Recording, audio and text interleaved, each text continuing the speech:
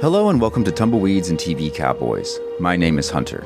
In this podcast, I'll be joined by a different guest each week to discuss a classic Western movie or TV show. I've been a fan of classic Westerns for as long as I can remember, and in recent years, they've become very nostalgic for me. I love the aesthetic, the tropes, and I love seeing different filmmakers' takes on them. At their best, they're incredibly entertaining, rewatchable, and some of my all-time favorite movies are Westerns. We'll mostly focus on Western movies made in Hollywood, but we'll also be covering spaghetti Westerns, and one thing I'm very excited to get into are Western TV shows. I've got some amazing guests coming on the show, film professors, historians, and podcasters. And Tumbleweeds and TV Cowboys is part of the Someone's Favorite Productions podcast network, and many guests on the show will be from other shows on the network. Thanks for listening. Hello, this is Chris Haskell from They Live by Film. For those that don't know us, Adam, Zach, and we built a podcast over the last 2 years that's a combination of film discussion from 3 very different perspectives, as well as industry interviews with the leaders in boutique Blu-ray and 4K community.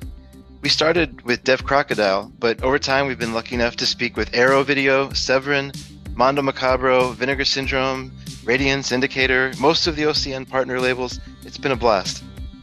You can find us wherever you podcast, and also actually recently as part of Someone's Favorite Production podcast network. We hope to see you online.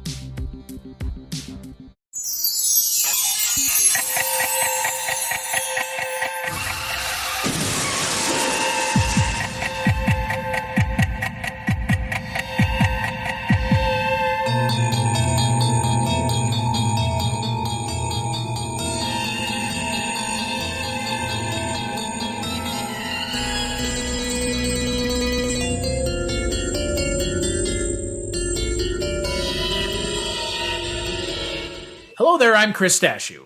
I'm Mike White. And this is Father Malone. And we are the hosts of Dreams for Sale, a podcast where we talk about the Twilight Zone 1985 and sometimes the other shows, but mostly 1985. On this episode, we are going to be talking about the first 2 episodes of the 3rd season of the show. We are here quickly. The 2nd season was half as long as every other season of the show, so we are here quicker than we would be otherwise. But we are going to be talking about 2 episodes of the show at once because now they don't do segments anymore. They only do 20-minute episodes. They changed it up on us. I don't know why, realistically, they changed it in the 2nd season to something else, and then they didn't unchange it, and then they changed it again. Yeah, I think, Father Malone, weren't you saying that it was to get to 100 episodes so they could syndicate faster? Exactly. I think they thought, let's split the hour up into half-hour segments, and that will get us to syndication faster. And then when they realized that like halfway through this season, they were just going to sort of cut it off and shuffle everything to the next season, they ended up putting a couple of episodes together just to get rid of them, just to burn them off before the next season began. So that's why it kind of went to half hour, then to hour, then half hour, and now we're back to half hour. And we will stay at half hour through the end of the show. So there you go. So yeah, from here on out, it is going to be 2 episodes of the show on every episode of our show because they're only 20 minutes long. So there you go. So on this episode, we're going to be looking at The Curious Case of Edgar Witherspoon and Extra Innings.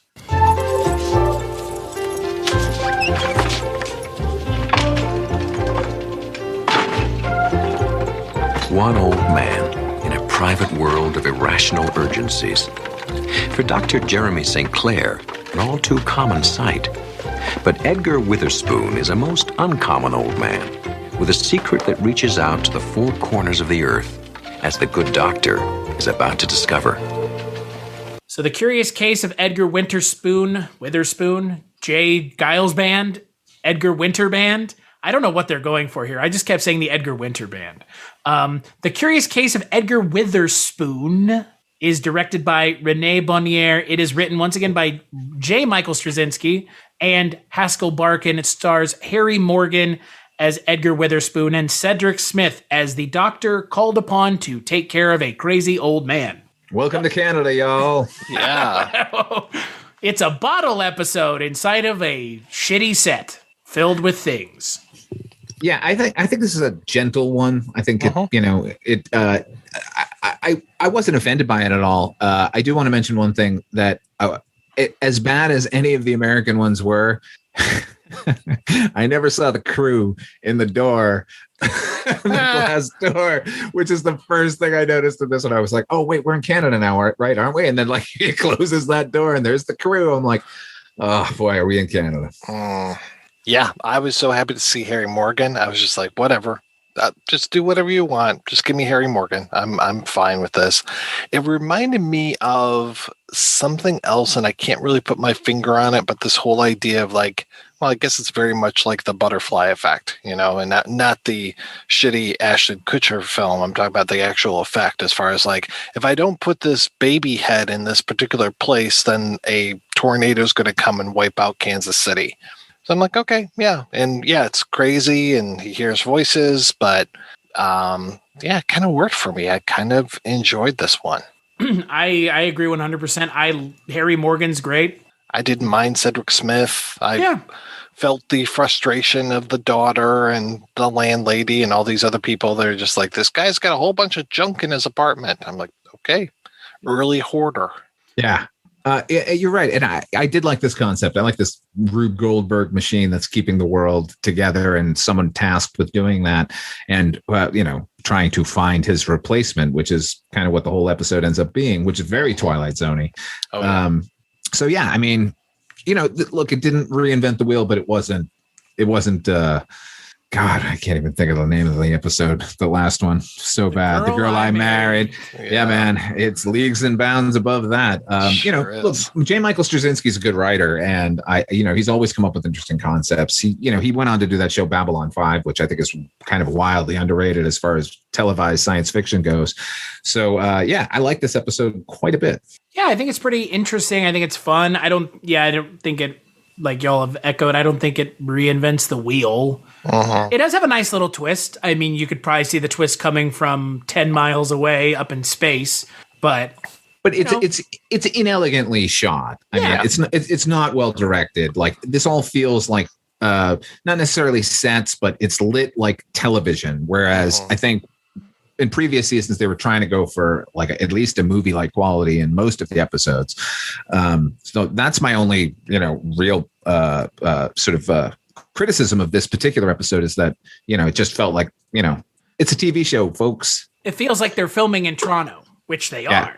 Right. I feel like I could see James Woods walking by on the set of Videodrome in the background. I mean, again, it's when I think of Toronto, I think of David Cronenberg filming a lot in Toronto, and this has that kind of grungy, dirty, cheap, I guess, look to it. So yeah, there's not much to it. There's really not. Like, yeah, I don't have much good to say or bad to say about it. Right. I mean, ultimately, my experience with this one has been positive. So, thumbs up, I guess. But it's not going to stay with me. No. I do like it ain't no wordplay, baby. No, I do like the idea that there's just some dude who's keeping the world together with like all this shit in his house, though. It's a fun concept. And of course, nobody believes him. That's like always this whole thing is predicated on the lack of belief. And we're going to talk about that in the next segment. Big time. Oof. But, it's fun enough. It's not offensively stupid like the last one. Uh-huh. I think we would like this less if we hadn't seen such duds in the last episode. Yeah. Well, that's true. That's, we're always comparing one to another. Like we did that over on Chronicles of Crypt as well. It's like this one sucked because the last one was so good. Right. I do agree that having watched The Girl I Married and then this one, I was like, oh, well, this is a breath of fresh air. I don't know that I would have rated it worse having seen that one. It's just kind of there. It's, Uh-huh. The concept is solid. I love the idea of this guy, like, putting you got a business card on you? Like the idea of him running around asking for bizarre things. Like it's interesting, but not so well constructed, I guess. Yeah. We want to move on? Is that all we got to say on this? Yeah. Shit. All right. Yeah. So let's talk about the next episode, Extra Innings. For two with a walk. Rivera, a switch hitter. It's been said that the body is the means through which an athlete can best reveal the dynamic potential of the human spirit. But what happens when the means to that expression is injured beyond repair? Meet Ed Hamner, a once prominent player in the big leagues, a man who's never resolved himself to his fate as a non-participant, but who will soon be forced to bat. in the Twilight Zone. So Extra Innings is directed by Douglas Jackson, written by Tom Palmer. It stars Marc Singer as Ed Hamner, a baseball player who has been injured, who wants to play baseball. A children's game that people don't make millions of dollars playing. Look, I mean, I'm glad that an episode like this gives us the most, like, vile, venal wife in television Twilight Zone that we've seen in a long time. Oof, boy, oh boy. Oh, you like that? I like how unrealistic she is. Oh, okay. She does not exist on a plane of reality that is humanity. Let's just put it that way. 3 notes for this episode, and one of them is this has one of my least favorite tropes, which is the nagging shrewish wife who's just there to drive our hero to his destination. Baseball is a children's game, sir. Children's game. Hey, I actually don't disagree with her sentiment, but people can still get paid millions of dollars to do childish things. They absolutely can, but if you've been sidelined and you're sitting on the couch and she's paying all the bills. Yeah. I think his obsessive nature, I'm just like, dude, get a fucking grip, would you? Yeah, like go work at a fucking like a sports memorabilia shop. For Christ's sake. Like just do that. Be careful like, of O.J. Simpson. Don't let him rob you. I think the concept for this episode makes no sense on the face of it because he's an injured baseball player who has no money with an indiscriminate injury that he got while playing baseball, which means the team would have cut you, I guess. It's been 2 years since he got injured. But he got injured in such a way that he is forever unable to play baseball. Right. Which I think we all need to point out here. Baseball is not the kind of sport where you get injured permanently unless you're a pitcher or you get hit in the face with a baseball. Well, or something happens to your leg. Right. Which is what happened. Maybe he slid into home too hard. His leg ankle hippolytis. Fractured like bird bones. It's just, it was unrealistic to me because the entire conceit is this man is so injured he can't do anything. Okay, sure. But then he takes a baseball to the face later in the episode. Like, what? Hey, remember when Marc Singer fought a bunch of lizard people on television every week, Mike? Yeah, I sure Wasn't that great? So much better than this. I remember when he traveled through time even. Yes. I kept waiting for that to happen. I was just like, Kodo and Podo, where are you? Yes, exactly. Father Malone, I'd like to point out to you, I have seen V. I'm not that young, sir. Did you watch it weekly? No, because I wasn't alive. And we're hanging on every plot twist? No. Fair, but I've right still there, seen fetus. It. Fetus. He called me a fetus. Well, he's not wrong. He is. Hey, they were Tigers fans, right? In this episode? Yeah, that was interesting when they broke out the Tigers. I was like, oh, okay, all right. I didn't mind this episode. It was kind of like the one that we talked about last time. That I made mention of, the whole piano episode. It's like identical to it in a way. Yeah, kind of. Yeah, especially like, okay, how's he in that one? It was, how is he going to get to stay there? And in this one is, how is he going to get to stay there? Mike. Yeah. At least in the other one, though, which is a superior episode in every way. Yes, 100%. And I just kept thinking about it the entire time and thinking, like, this is a poor imitation of it. Like, at least in that one, he had to figure out a way to stay there. This one was about this guy who has no possible way of continuing his career in our world. He has the worst wife in history. Sure, that kid likes him, but come on, here's a chance to actually stay forever. Where is there even a question? Right.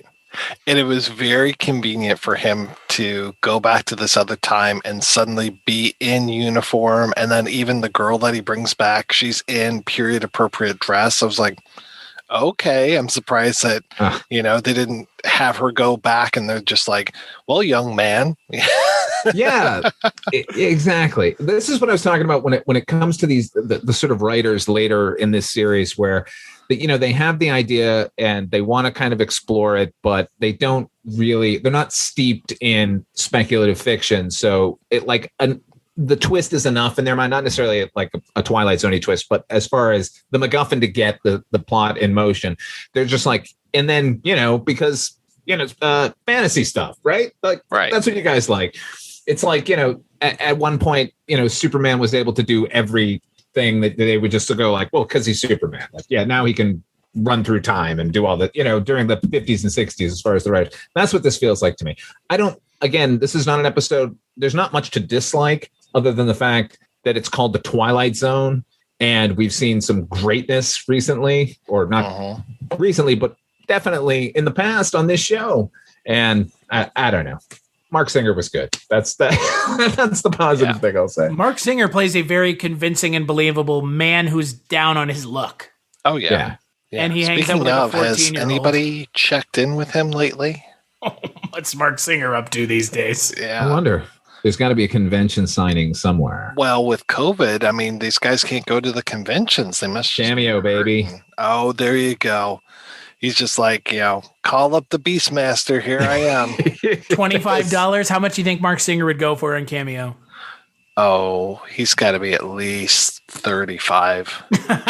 35. Boy. I'll say 15 if he's on there. Yeah, he might be. I don't know. My wife yesterday was like, hey, check out JoJo Siwa's on Cameo. And I was like, how much is she? $500. Jesus Christ. Fuck, dude. Just to be like, hey, happy birthday. What's their name again? Barbara. Happy birthday. Apparently he was in a Beauty and the Beast TV series, not the one with Ron Perlman, but a Beauty and the Beast. He was in Arrow, which I don't watch. And he was in the rebooted V, and apparently he's supposed to be in one coming out in 2021, probably in theaters only, called The Undertaker's Wife.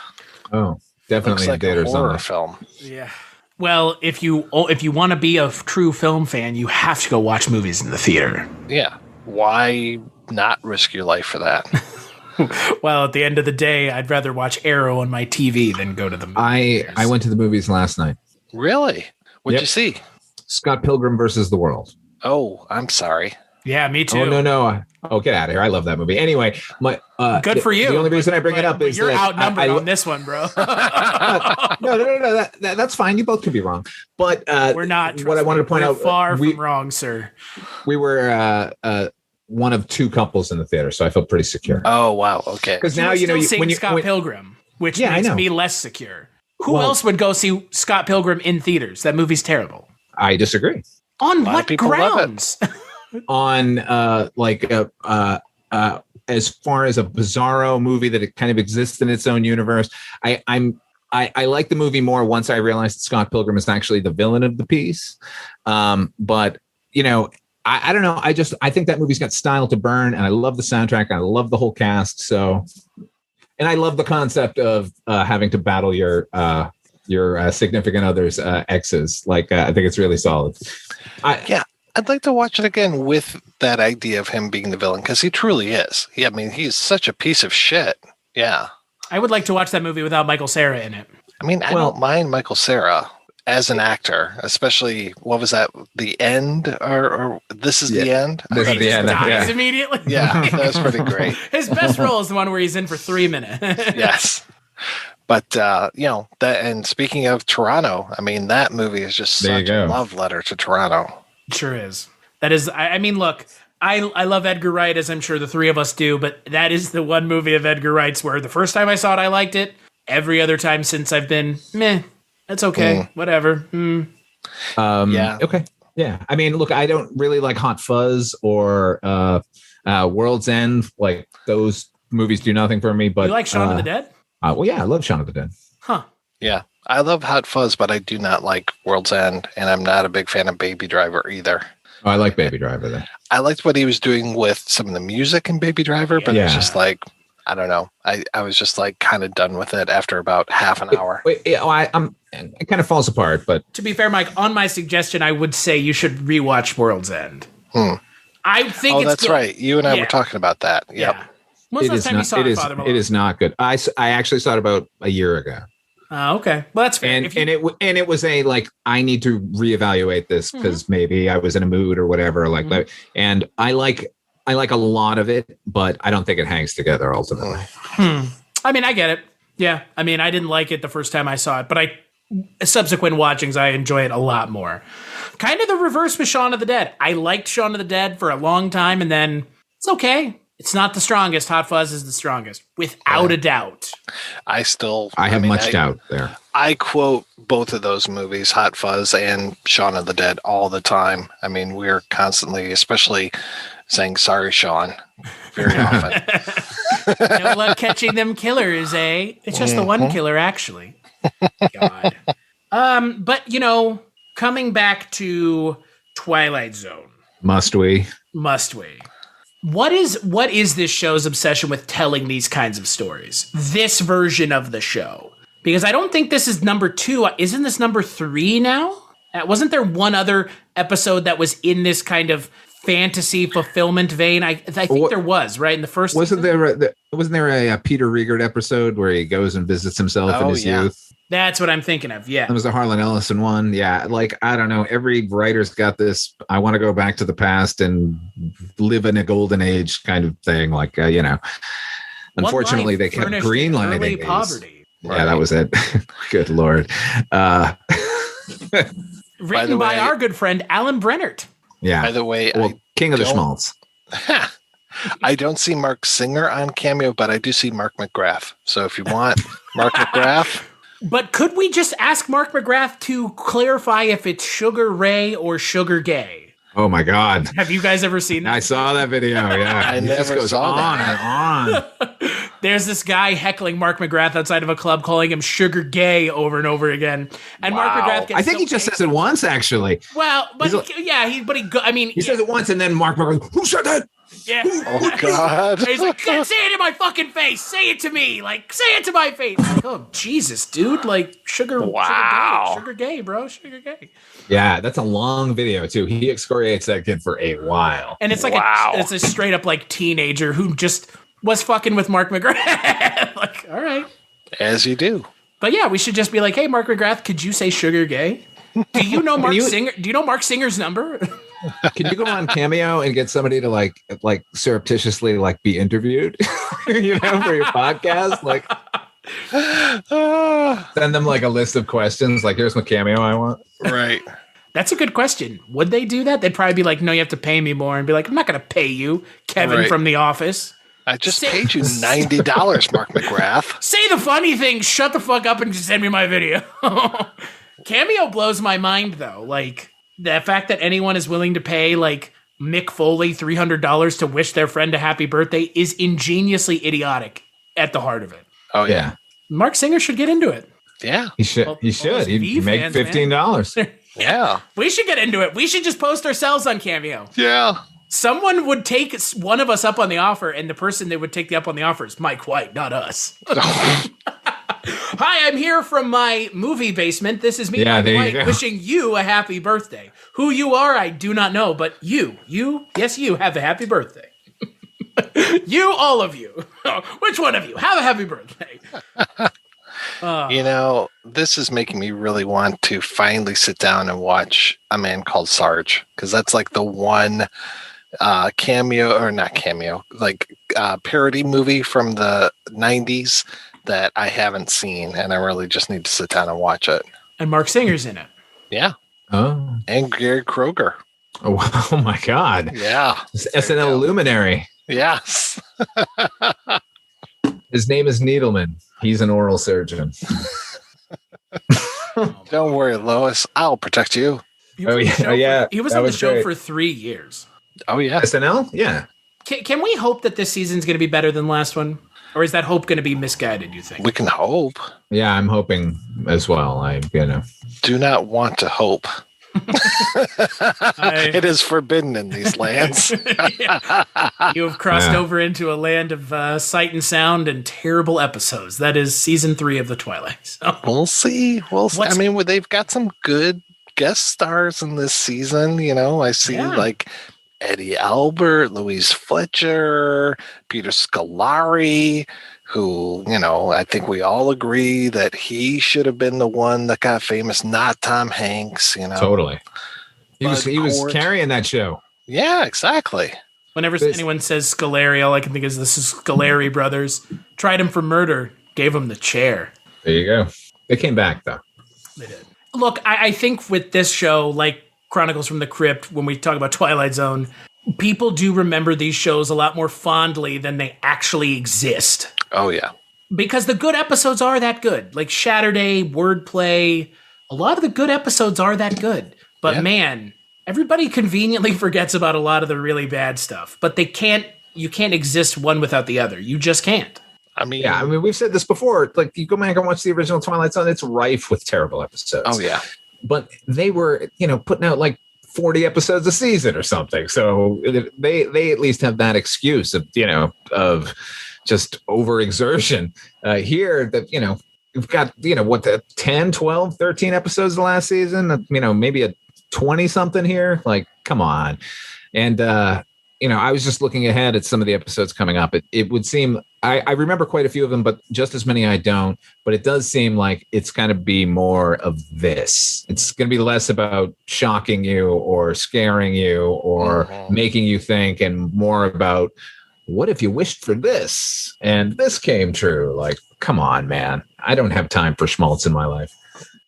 Better make some time. Yeah, so we're going to talk about some more schmaltz next month. It's true. Hitched my wagon to the schmaltz train. Woo woo. So, speaking of the next episode, on the next episode of Dreams for Sale, we're going to be taking a look at The Crossing and The Hunters.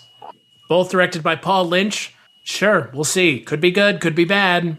Probably bad. Maybe not. Who knows? Until then, Father Malone, where can people find you? You can find me over at fathermalone.com. I got links to all the stuff I do there, but you will find my podcast, Dark Destinations, which is a half-hour radio drama I put out almost monthly. What about you, Mike White? As always, you can find me over at the Projection Booth Podcast, which is available at projectionboothpodcast.com. And you can find me on Twitter at Christmas Claus and on the internet at cstatue.com. That's where you can find me. You can find this podcast on the internet at Twilight Zone 85 and at, I forgot, Twilight Zone 85. Yeah. You can find it in the Twilight Zone. Exactly. And as always, big thanks to Roxy Drive and Neutron Dreams for the awesome music for this podcast. You can find them on the internet. Can you find them? Do we know? I'm sure you can. Sure, but who knows? Google Find whatever you want. Boy, can't you? Yeah, just go to that dark web. Oof. Yeah, boy. And as always, make sure to join us on the next episode.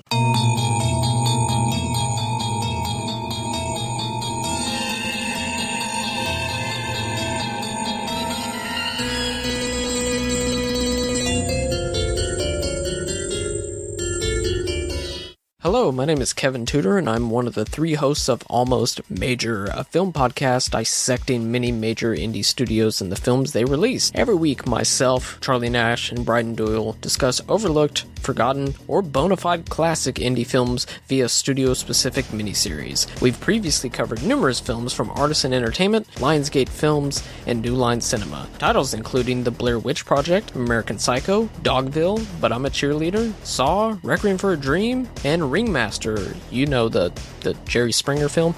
Anyways, we have a fun time every week and we hope you will join us. Subscribe to Almost Major wherever you get your podcasts. Now proudly a part of the Someone's Favorite Productions podcast network.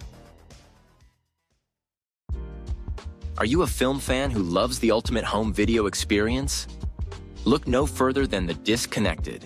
Your host, Ryan Verrill, is your go-to source for the latest and most accurate information on home video releases, exclusive interviews with industry insiders and filmmakers, and has established a thriving community where every film and physical media enthusiast feels welcome.